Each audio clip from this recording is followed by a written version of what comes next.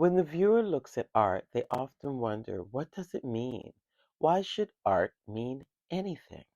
We have been groomed to think that a painting or a sculpture means something or is a symbol that stands or represents something or someone in our society. So, where does that idea come from? Let's look deeper into the art of social conscience.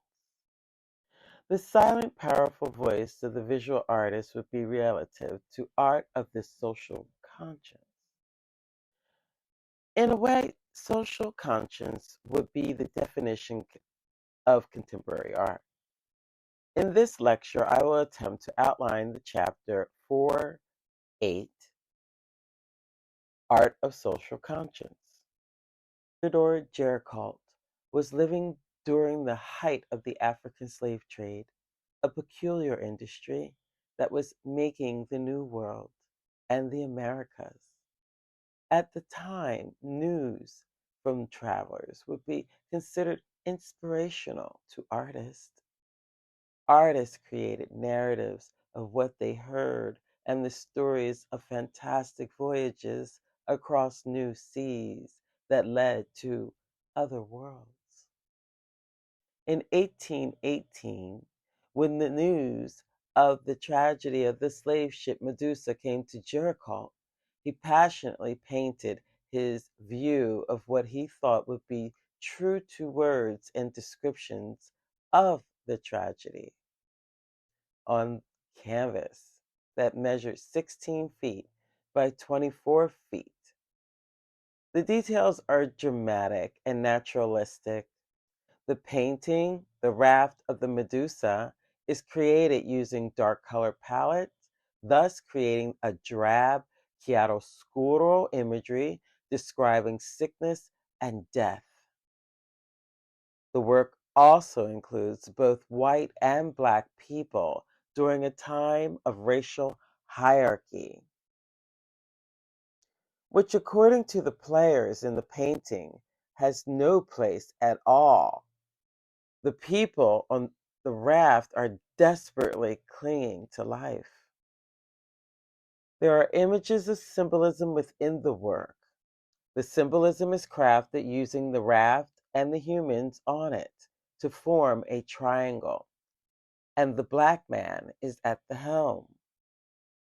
This explains the raft was in or around the African seas during the time of the slave trade, that one can assume the ship was either a pirate ship or a slave ship, Africa's largest export at the time. Although the story of the raft of the Medusa, inspired by a true story, the drama plays out as a good film of current affairs at the time. In fact, the painting was seen as radical work. The faraway ship smoke in the distance paints a well-traveled seascape, and that help is on the way. So what is the painting saying to the viewer? What is the painting protesting? It looks like the raft has no hierarchy at this point, except for the one who can save the life of others in peril. Why is the raft out to sea? The black man painted at the top of the human triangle is the focus of why the crew is out to sea. It is said that the true story of the Medusa slave ship was that the ship went down into the sea and the crew was left to fend for themselves, as we see them clinging onto the raft and each other for their lives. The crew of the Medusa was abandoned by their captain.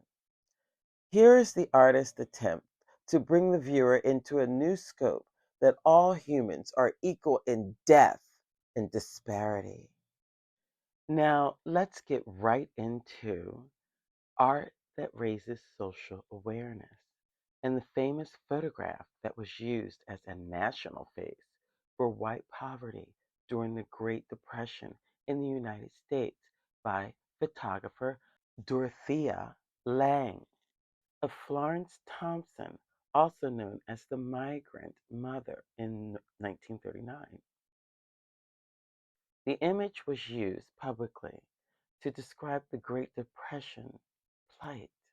Now, I say white poverty because this image, otherwise known as the migrant mother, profiled Florence Thompson as a white woman alone with children in despair and was exploited as the face of the economical, depressed white community in the United States during the Great Depression.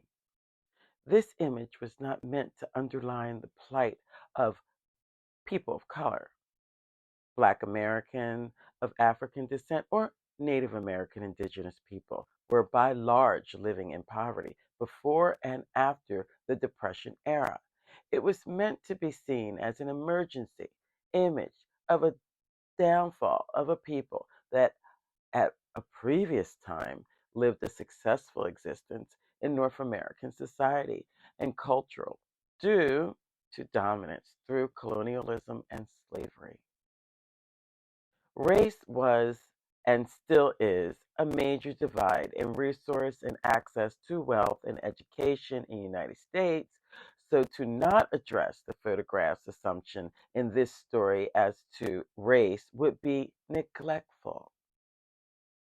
In fact, there has been much commentary about the comparison of how images were taken of Blacks and Native Americans during the time of documenting people by photograph for government programs and how the photographers photographed white Americans in plight during that era, such as the photograph Dorothea Lange thought she was doing with her image of the migrant mother. The economical response and impact of the image of the migrant mother received from the United States government as well as the public was immense.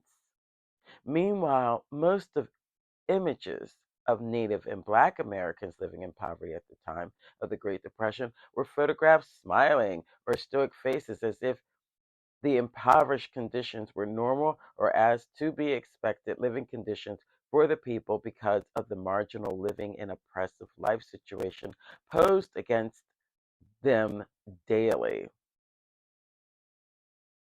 Poverty was practically assigned to Native and Black Americans. They were supposed to be happy in filth and poverty, or or having a feeling of frustration and anger for being born in their racial plight. But what happened in response to Dorothea Lange's image of the migrant mother? The Gateways to Art text states, and it is fact, that the federal government sent 20,000 pounds of food to the camp where Florence Thompson and her children were staying, but unfortunately they received none of that because they migrated elsewhere before the food arrived. The response was to send help, and they did. It may have been unsaid, but the reaction to the image said the rest of marginalized people of the United States that the United States white citizens were appalled by the conditions a white woman or a white looking woman alone with children, and help was needed immediately. The situation was deemed unusual and, of course, depressing for such a situation to occur, being that the North American white citizens slayed millions of the indigenous people for the land and enslaved millions of Africans and American born and racially mixed Black people, Black American, and made 100% profits off of the free labor, meanwhile abusing and oppressing both groups for hundreds of years, blocking them from resources and access to gain wealth and education. So it would be shocking to see the reality of impoverished whites on the cover of periodicals and not want to send help to what seemed like a tragedy and an emergency. Now, this is the blowback of the image, taken by Dorothea Lange in 1939 of Florence Thompson.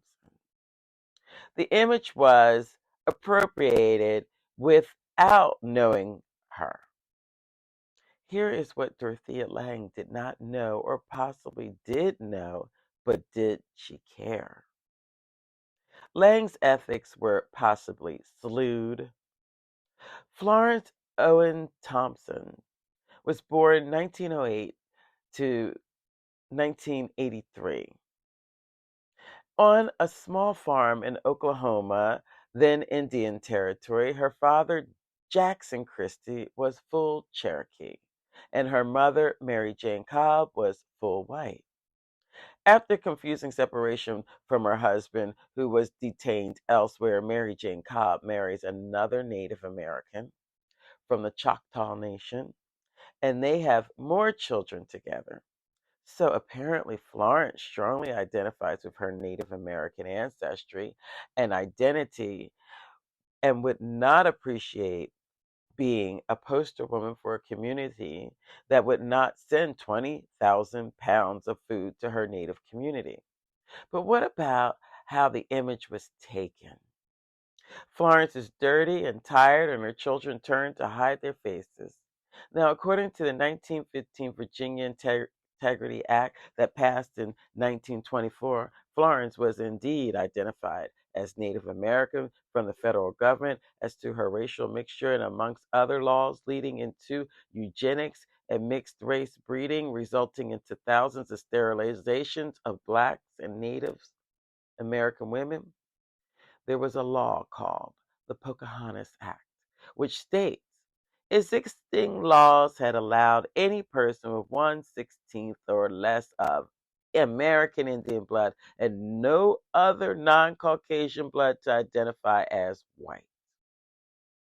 This was because many prominent white Virginian families had long espoused themselves to be descendants of Pocahontas and John Rolfe. This became known as the Pocahontas exception and allowed many white families to maintain their ancestral connections to Pocahontas without nullifying their white racial identity. So let's also mention that this impoverished Native American widow, mother of 7 children, did not get any compensation from photographer Dorothea Lange. Took of her, although the image was widely publicized. In fact, Florence Thompson repeatedly stated in interviews how she regretted allowing the photographer to take the photo and how the photo had real negative effects on her life and the lives of her children. Did the photographer know that Florence Thompson was from a marginalized group of people? Did Lang exploit and take advantage of the widowed mother? Yes, Dorothea Lange took advantage of the Thompson and objectified her without compensating her for the photo that made her a famous sought after photographer. And she gave no apologies for it either. Just the fact that she was a woman alone with children during an economic depression, living in camps to survive and working the field, Lang gave Thompson nothing in return for using the image that made her famous. Could the Dorothea Lange and Florence Thompson's documentary photo story be linked to what the French artist IR creates with video and stills in the exhibition Women Are Heroes? Which is a response to environmental and social issues. What is IR attempting to say in these public exhibitions of images of women's eyes plastered on the houses of the Brazil's favela community? Is the representation of the images used in this public exhibition a good representation of women that live in the community? Yes. Is the artist from the community? No.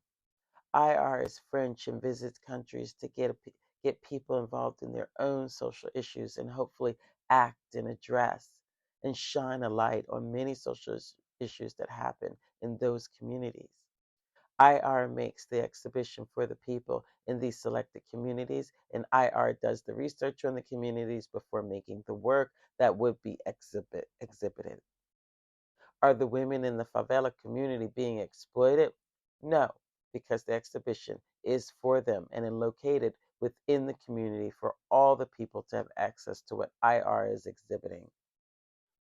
When talking about social awareness, American artist Kehinde Wiley makes a wonderful in your face dialogue with Eurocentric standards, colonialism, slavery, and oppression, and pattern in his oil paintings. Is what is different the same, and what is the apparent differences in his work compared to the work he is dialoguing with from historical oil paintings? Who is allowed to be that certain class or have a certain stance in American history and art when American history is a multicultural and multiracial experience? From day one of colonization, the Americas, and the African slave trade. Hindi Wiley, in his own way, dialoguing with the past and mimicking what would be oppressive and glorified historical images of European and Euro Americans and their once oppressive and dominant values by replacing them with contemporary Black people who were objectified by the latter. See the oil painting, Portrait of the Bust of Cardinal Richelieu, created in 2009 by Kehinde Wiley, inspired by Italian sculptor Gian Lorenzo Bernini and his piece The Bust of Cardinal Richelieu, made in the year 1641. The actual bust created by Bernini was made from marble. Now, the Italian sculptor created the piece in 1641, only 22 years after the start of the African slave trade to the Americas in 1619. Oil painting itself and the Baroque style Wiley chooses is European, and its history often maintained by the wealthy and powerful. So Kehinde Wiley is inserting people who once were objectified and oppressed, subjects of many of the European and the European Americans we see in historical paintings and sculptures. Many made powerful decisions about the slave trade. The work is done to perfection and exists as if it were another chapter or even descendants of the same historical family. Wiley's paintings are socially aware and in some way repairing a historical flaw of what is considered greatness, as well as continued dialogue with the past, which is still so relevant today. What is power? What is colonialism? What is slavery? What are the stereotypes, and most of all, facing the trauma and resurgence of a people face to face via Kehinde Wiley's paintings? This is art being socially aware. We will read about the art that provokes emotion, art that is judged and destroyed, art being judged negatively, and the artists themselves being persecuted for expressing themselves in art during the Nazi era. In the section of art as the object of protest, censorship, and destruction, we know art can provoke a response. The Spanish artist Diego de Silva y Velázquez (1599 to 1660) painted an oil painting entitled The Rokeby Venus, or The Toilet of Venus. In the painting, Velázquez paints a nude woman from the back with an angel holding a mirror to her beauty. The painting hangs in the National Gallery in London, England. The painting to many depicts a woman's sensuality, or what the artist thought of a woman's sensuality and beauty. A woman named Mary Richardson thought different. As a member of the suffragette movement, the first movement of women's rights in Western society, Richardson felt passionately compelled to stand up for the movement and send a message about the atrocity of the imprisonment of the movement's leader, Mrs. Emmeline Pankhurst, in 1914. The suffragette movement was started by Emmeline Pankhurst in 1903 in the United Kingdom for the women's right to vote. The suffragettes were part of the Votes for Women campaign that had long fought for the rights of women. They used art, debate, propaganda, and attack on property, including window smashing and arson, to fight for female suffrage. Mary Richardson slipped a meat cleaver into her coat and went into the museum where the great painting hung. There, Richardson gave the painting 7 slashes and cutting the canvas clean through in response and protest of the leader of the movement, Mrs. Emmeline Pankhurst, being wrongly persecuted and imprisoned for standing up for women's rights to vote.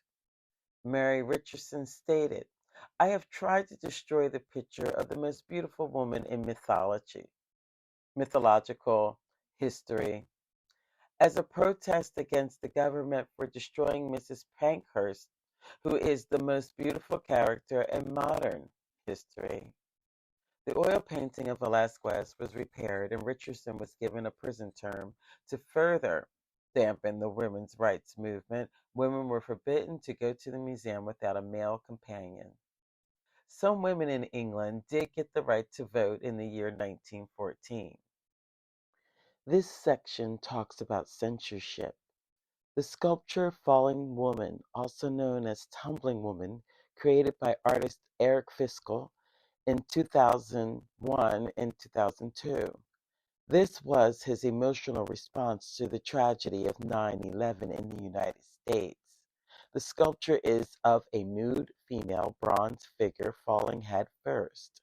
The larger than life size sculpture embodies impact and passion, yet provokes strong feelings of shock and heartache, as it is a reenactment of the many deaths of the victims that leapt to their deaths from the New York City's World Trade Center, September 11, 2011.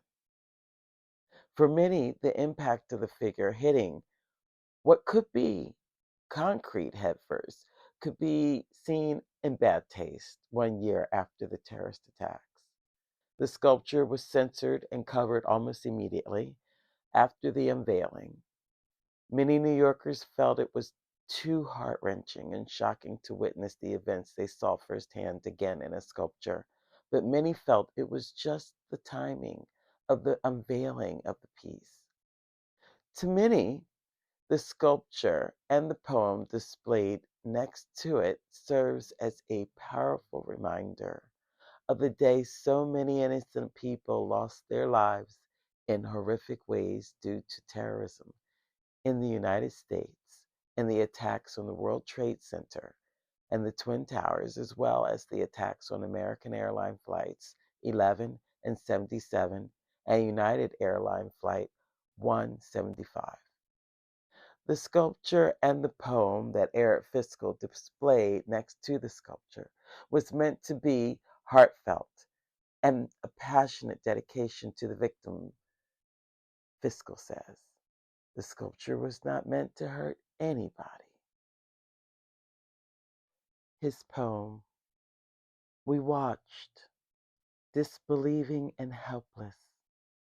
On that savage day, people we love began falling, helpless and in disbelief. This chapter ends with the Nazi Party's 2 exhibitions that were used to attack artists living in Germany using art to ridicule, judge others, and persecute artists for how they created and what they created. On July 18, 1937, the Nazi Party opened an exhibition of what they called Great German Art, which was the kind of art that the Nazi regime approved of. And on the very next day, they opened an exhibition of 730 works called Degenerate Art, which was artwork they did not approve of. If your work was deemed degenerate art, the work was displayed in an awkward way, and the labels ridiculed the work and the artist. Artwork was deemed stupid and anti-religious because of the attempts of painting in an avant garde style or embracing the artist's own paths in art making. The work was used to make false accusations about the artist. It was a campaign of slander, and many great works were stolen by the Nazis.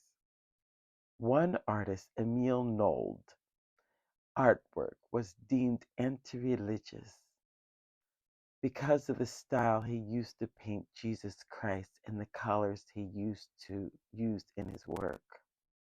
Nold's work was made into a mockery and at the exhibition of the degenerate art.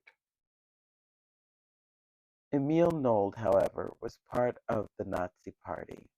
Emil Nold contacted Paul Joseph Goebbels, the Nazi Minister of Propaganda, to stop the defamation against him and his art. The defamation did stop, but Nold was ordered to stop making art. Many of the artists fled Germany or committed suicide because they could see no way out of this trap to destroy them and their reputation as artists and their lives. Artists are born artists, and this attack can be seen by them as an attack on their soul. To make matters worse, 2 million people attended the degenerate art exhibition in Munich. This kind of censorship is like a public flogging of the artist and a practical tar and feathering campaign by the Nazis to further a sadistic agenda by halting the freedom of the artists to express themselves in this process of art making. From what we've read, we know that making art and being an artist and viewing art is an individual right. It comes with its ethics and respect of the public and the subject observed and inspired to create art. One viewer cannot make a judgment about art because the viewing of any individual piece is about the individual psyche. What is truly important to the viewer may not be important to another viewer. The other point of learning from this chapter is that censorship is a way of destroying art or hiding it from all viewers, and it is a loss to the masses.